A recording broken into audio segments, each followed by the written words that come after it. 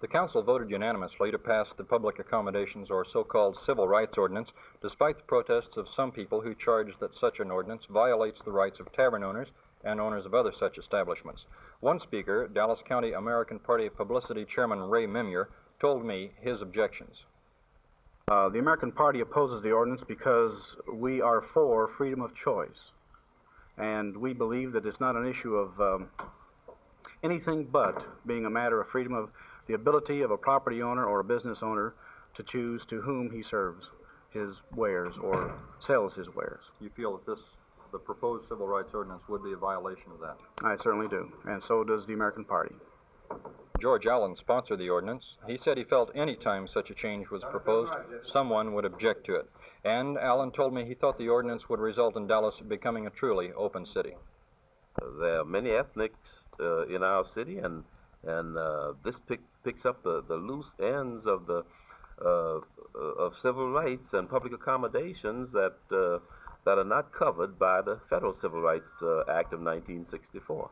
What about the people who objected to it on the grounds that it infringed on their freedom? Well, as you might well imagine, the fact that the council was unanimous in its vote, we were not impressed too much by that. The ordinance, according to City Attorney Alex Bickley, covers most of the establishment not covered under the 1964 Civil Rights Act. That federal law exempts bars and taverns from its coverage. The only objection to today's ordinance came from City Councilman Jesse Price, who noted that nothing in the ordinance protected the owner of an establishment from harassment and said there was no public hearing. But Bickley explained the recourse offered under state law. Yes, the ordinance provides that the complaint shall be a sworn complaint.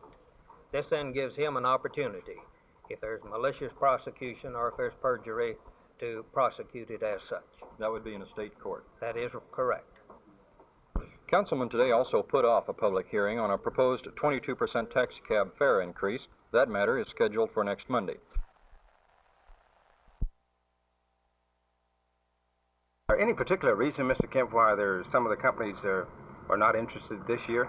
Well, I think, Cochise, it's a matter of need at this particular time. With the tight money situation, expansion plans on the part of a lot of businesses have been postponed or curtailed.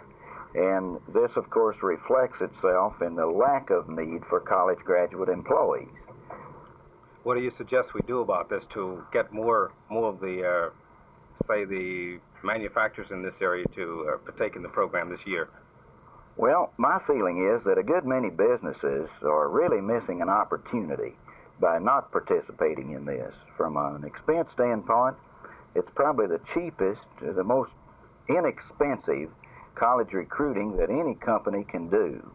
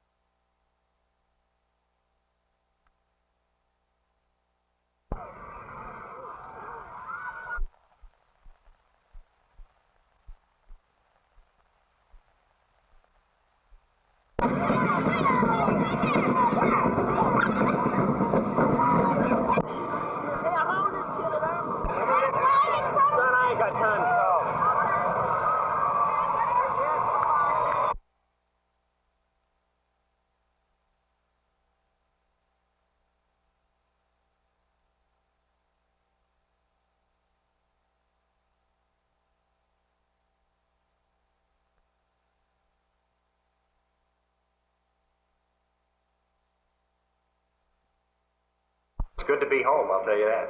It's too bad all astronauts can't be from Texas. They could get some sort of way.